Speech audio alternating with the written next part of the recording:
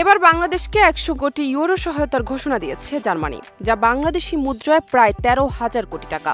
১৭ September এক সংবাদ বিজ্ঞপ্তিতে এই তথ্য জানিয়েছেন অন্তর্বর্তী সরকারের পরিবেশ, বন ও জলবায়ু পরিবর্তন উপদেষ্টা সৈয়দা রিজওয়ানা হাসান। তিনি জানিয়েছেন এই সহায়তা আগামী ১০ বছরে দেওয়া হবে। এর মধ্যে চলতি বছর বাংলাদেশ ১৫ কোটি ইউরো পাবে। বেসরকারি খাত, গবেষণা প্রতিষ্ঠান, একাডেমিয়া এবং সুশীল সমাজের সঙ্গে এই বিষয়ে আলোচনা এবং প্রচারও সমন্বিতভাবে করা হবে। দেশীয় সমাধান খুঁজি, তাহলে নিশ্চয়ই কয়েক বছরের। সংবাদ বিজ্ঞপ্তিতে বলা হয়, সৈয়দা রিজওয়ানা হাসান মঙ্গলবার সচিবালয়ে জার্মান অ্যাম্বাসেডর আসিম ট্রাস্টারের সঙ্গে বৈঠক করেন। বৈঠকে জার্মানিকে সহায়তার জন্য ধন্যবাদ জানান তিনি। No harm principle, international cooperation. উপদেষ্টা রিজওয়ানা হাসান জানান, এই সহযোগিতার মাধ্যমে ক্ষুদ্র জাতিগোষ্ঠী, নারী ও যুবকদেরও অন্তর্ভুক্ত করা হবে। এর মাধ্যমে জলবায়ু পরিবর্তনের ক্ষতিকর প্রভাব মোকাবেলায় সাহায্য করবে বলে তার আশা।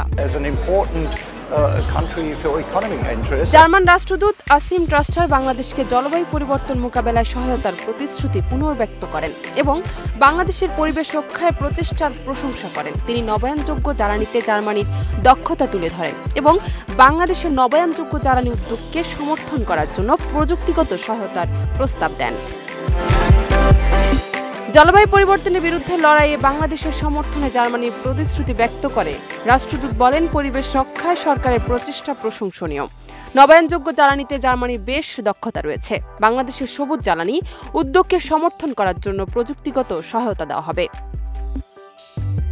ডেস্ক রিপোর্ট, দেশ রূপান্তর।